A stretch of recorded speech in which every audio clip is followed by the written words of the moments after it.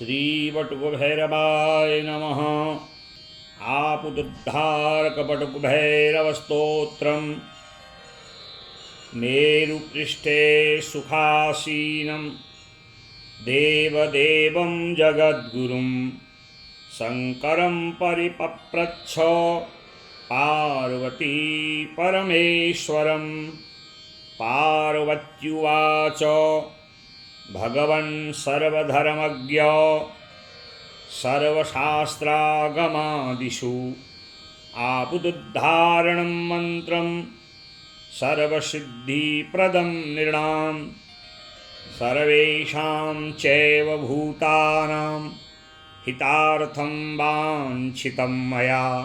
विशेषतस्तु राज्ञां वै शान्तिपुष्टिप्रसाधनम् अङ्गनाशकरन्यास देहन्याससमन्वितं वक्तुमर्हसि देवेश मम हर्षविवर्धनं। शृणु देवि महामन्त्र मापदुद्धारहेतुकं सर्वदुःखप्रशमनं सर्वशत्रुविनाशनम् अपस्मारादिरोगाणां ज्वरादीनां विशेषतः नाशनं स्मृतिमात्रेण मन्त्रराजमिमं प्रिये। ग्रहरोगभयानां च नाशनं सुखवर्धनं स्नेहाद् वक्ष्यामि ते मन्त्रं सर्वसारमिमं प्रिये। सर्वकामार्थदं पुण्यं राज्यभोगप्रदं नृणाम् आपदुद्धारणमिति मन्त्रं वक्ष्याम्यशेषतः। प्रणवं पूर्वमुद्धृत्य देवी प्रणवमुद्धरेत् वटुकायेति वै पश्चात् आपदुद्धारणाय च गुरुद्वयं ततः पश्चात् वटुकाय पुनः क्षिपेत्। देवी प्रणवमुद्धृत्य मन्त्रोद्धारमिमं प्रिये। मन्त्रोद्धारमिमं देवि त्रैलोक्ये चातिदुर्लभम्। ॐ ह्रीं बं वटुकाय आपदुद्धारणाय कुरु कुरु वटुकाय ह्रीं। अप्रकाश्यमिमं मन्त्रं सर्वशक्तिसमन्वितं स्मरणादेव मन्त्रस्य भूतप्रेतपिशाचकाः विद्रवन्त्यतिभीता वै कालरुद्रादिवप्रजाः।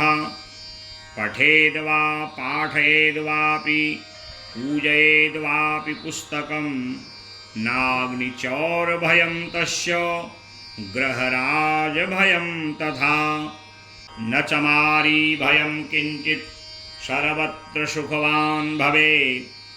आयुरारोग्यमेश्वर्यं पुत्रपौत्रादिसम्पदः भवन्ति सततं तस्य पुस्तकस्यापि पूजनात्। न दारिद्र्यं न दौर्भाग्यं नापदां भयमेव च। पार्वत्युवाच क एष भैरवो नाम आपदुद्धारणो मतः त्वया च कथितो देव भैरवः कल्पवित्तमः। तस्य नाम सहस्राणि अयुतान्यर्बुदानि च सारमुद्धृत्य तेषां वै नामाष्टशतकं वद। यानि संकीर्तयन्मर्त्यः सर्वदुःखविवर्जितः सर्वान् कामान् वाप्नोति साधकः सिद्धिमेव च। महादेव उवाच शृणु देवि प्रवक्ष्यामि भैरवस्य महात्मनः। आपदुद्धारणस्येदं नामाष्टशतमुत्तमं सर्वपापहरं पुण्यं सर्वापत्तिविनाशनं सर्वकामार्थदं देवी साधकानां सुखावहं। सर्वमङ्गलमाङ्गल्यं सर्वोपद्रवनाशनम् आयुष्करं पुष्टिकरं श्रीकरं च यशस्करं। नामाष्टशतकस्यास्य छन्दोनुष्टुप्रकीर्तितः बृहदारण्यको नाम ऋषिर्देवोऽथ भैरवः ह्रीं बीजं वटुकः शक्तिः प्रणवः कीलकं मतं शक्तिकं कीलकं शेषमिष्टसिद्धौ नियोजयेत् अष्टबाहुं त्रिनयनमिति बीजं समाहितम् आरोग्यायुरभीष्टश्रीसिद्ध्यर्थं विनियुज्यते सर्वकामार्थसिद्ध्यर्थं विनियोगः प्रकीर्तितः देहान्तं न्यासकं चैव पूर्वं कुर्याच्च साधकः अथ अङ्गन्यासः ॐ ह्रां वां हृदयाय नमः ॐ ह्रीं वां शिरसे स्वाहा ॐ ह्रूं शिखायै वषट् ॐ ह्रैं वें कवचाय हुं ॐ ह्रां वां नेत्रत्रयाय वषट् ॐ ह्रवः अस्त्राय फट् अथ करन्यासः ॐ ह्रां वं अंगुष्ठाभ्यां नमः ॐ ह्रीं वीं तर्जनीभ्यां नमः ॐ ह्रूं वुं मध्यमाभ्यां वषट् ॐ ह्रैं वें अनामिकाभ्यां हुं ॐ ह्रां वां कनिष्ठिकाभ्यां वषट् ॐ ह्रवः करपृष्ठाभ्यां फट् अथ देहन्यासः भैरवं मूर्ध्नि विन्यस्य ललाटे भीमदर्शनं नेत्रयोर्भूतहननं सारमेयानुगं भ्रुवोः कर्णयोर्भूतनाथं च प्रेतबाहुं कपोलयोः नासापुटौष्ठयोश्चैव भस्माङ्गं सर्पभूषणम् अनादिनाथं सौम्ये च शक्तिहस्तं गले न्यसेत् स्कन्धयोर्दैत्यशमनं वावोरतुलतेजसं पाणौ कपालिनं यस्य हृदये मुण्डमालिनं शान्तं वक्षस्थले न्यस्य स्तनयोः कामचारिणम् उदरे च सदा तुष्टं क्षेत्रेशं पार्श्वयोस्तथा क्षेत्रपालं पृष्ठदेशे क्षेत्रज्ञं नाभिदेशके पापौघनाशनं कट्यां बटुकं लिङ्गदेशके गुदे एकाक्षरं यस्य तथोर्वो रक्तलोचनं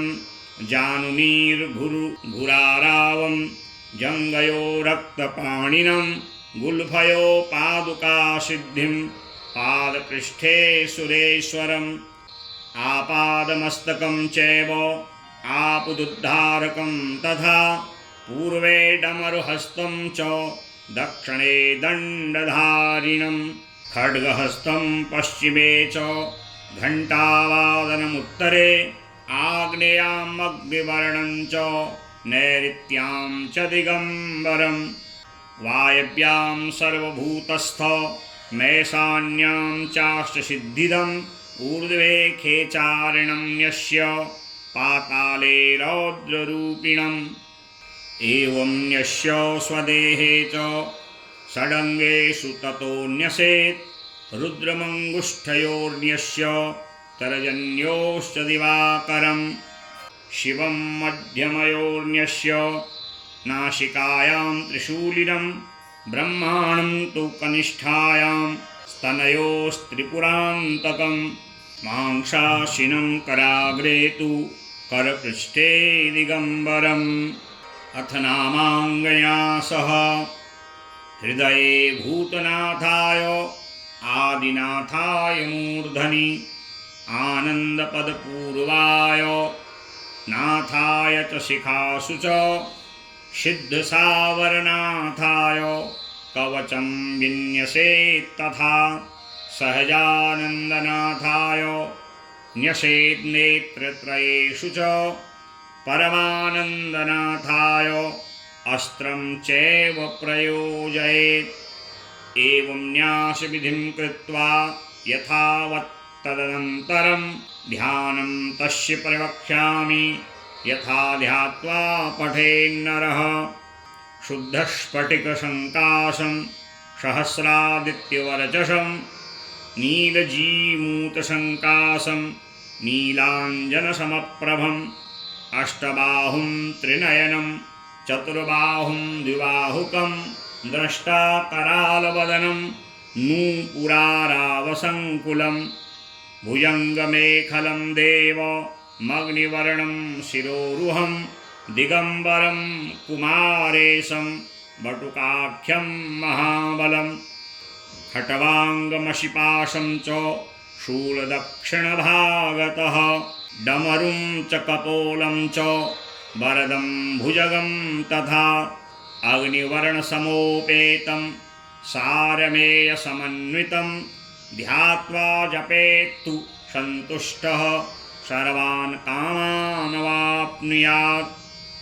अथ सात्विकदानं वन्दे बालं स्फटिकसदृशं कुण्डलोद्भासिवक्त्रं दिव्याकल्पैर्नवमणिमयैः किङ्किणीनूपुराढ्यैः दीप्ताकारं विशदवदनं सुप्रसन्नं महेशं हस्ताब्जाभ्यां वटुकमनिशं शूलदण्डैर्दधानम्।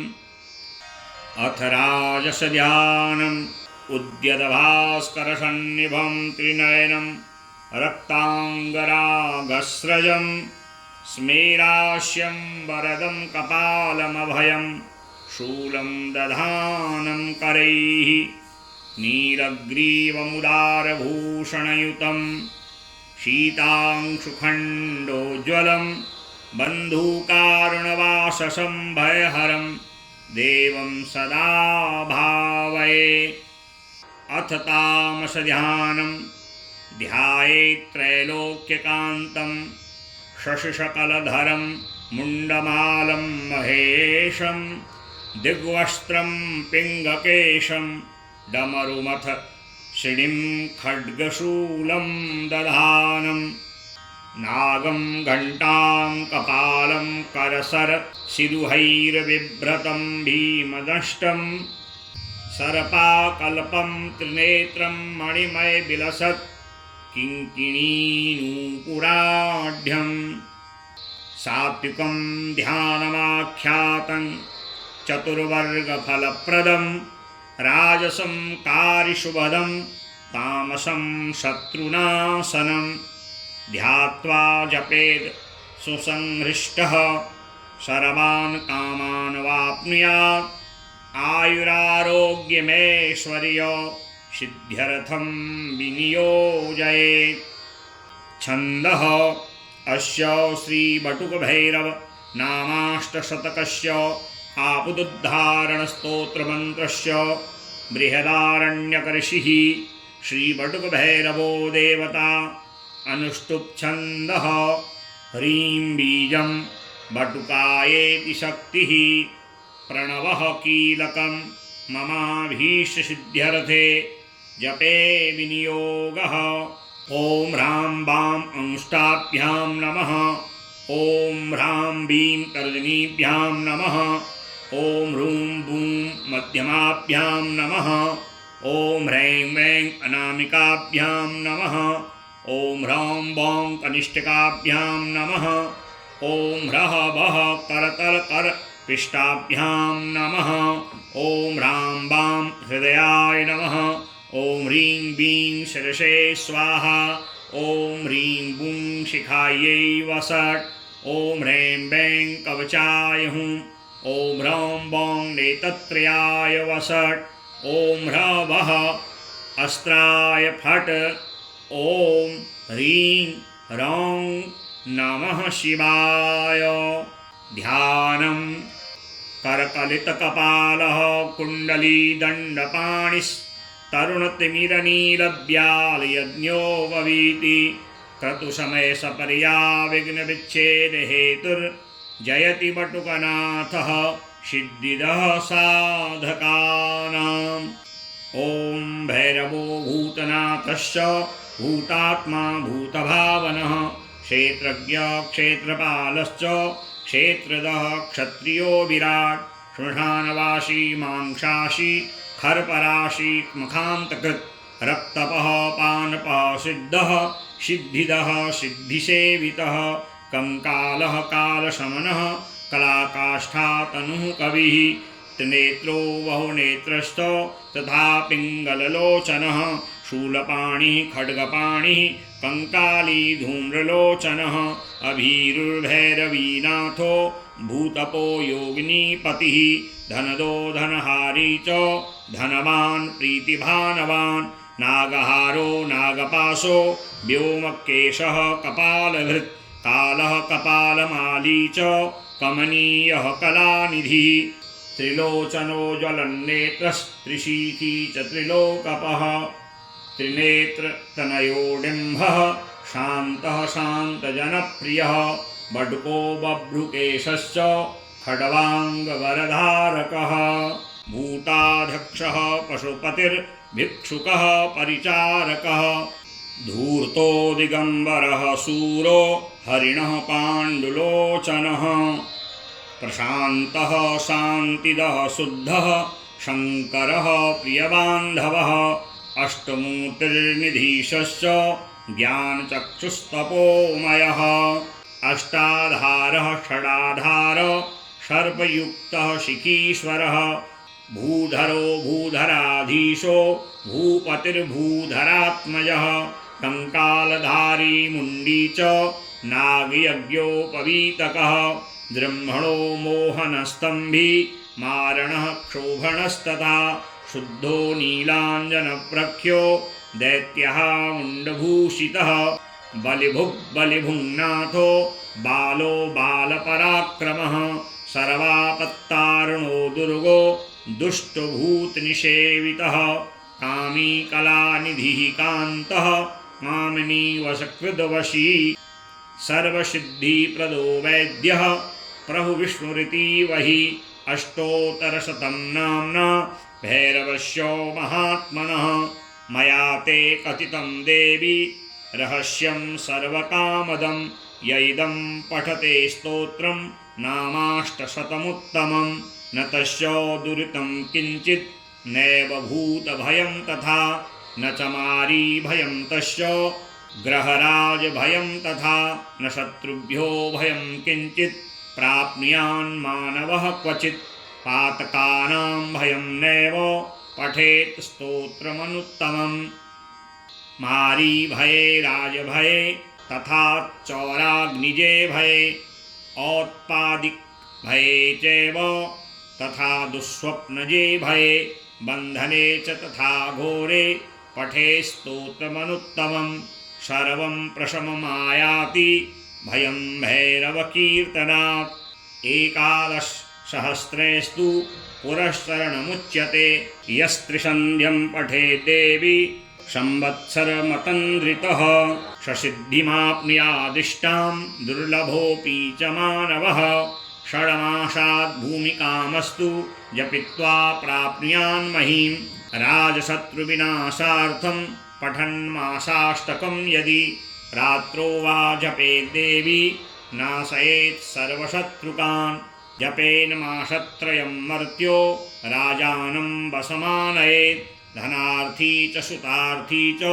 दारार्थी चापि मानवः पठेन् मासत्रयं देवी वारमेकं तथा निशि धनं पुत्रांस्तथा दारान् प्राप्नुयान्नात्र संशयः यं यं चिन्तयते कामं तं तं प्राप्नोति निश्चितं रोगी रोगात् प्रमुच्येत बद्धो मुच्येत बन्धनात् भीतो भयात् प्रमुच्येत देवि सत्यं न संशयः निगडैश्चापि यः बद्धः कारागृहनिपातितः शङ्खलाबन्धनं प्राप्तः पठे चेद्यदि वा निशम् यान् यान् समीहते कामास्तान् तान् प्राप्नोति निश्चितम् अप्रकाश्यमिदं गुह्यं न देयं यस्य कस्यचित् शुक्लीनाय शान्ताय ऋजवे दम्भवर्जिते दद्यात् स्तोत्रमिदं पुण्यं सर्वकामफलप्रदम् इति श्रुत्वा ततो देवी नामाष्टशतमुत्तमं संतोषं परमं प्राप्य भैरवस्य महात्मनः भैरवस्य प्रसन्नाभूत् सर्वलोकमहेश्वरी भैरवस्तु प्रहिष्टोऽभूत् सर्वज्ञः परमेश्वरः जजाप परया भक्त्या सदा सर्वेश्वरेश्वरीं श्री रुद्रयामले ईश्वर पार्वती संवादे बटुकभैरवस्तोत्रेण बटुकभैरवः प्रीयताम्। इस प्रकार जो बटुक भैरव जी की उपासना में बटुक भैरव जी के 108 नामों का उच्चारण करते हैं, 11,000 पाठ बटुक भैरव स्तोत्र के करते हैं, उनको सभी प्रकार के फलों की प्राप्ति होती है। पुत्रहीन को पुत्र, धनहीन को धन, राज्यहीन को राज्य प्राप्त होता है। घोर शत्रु, आपदा, संकट, रोग, भय में पड़ा हुआ व्यक्ति और कारागार में डाला गया व्यक्ति यदि विधिवत भैरव जी के नाम का उच्चारण कर 108 नाम इस अष्टोत्तर शतनाम स्तोत्र का 11,000 बार जो पाठ करते हैं या इस स्तोत्र को कानों से श्रवण करते हैं, भैरव जी उनके समस्त संकल्पों को, मनोरथों को पूर्ण करते हैं। इसमें किसी प्रकार का कोई संशय नहीं है।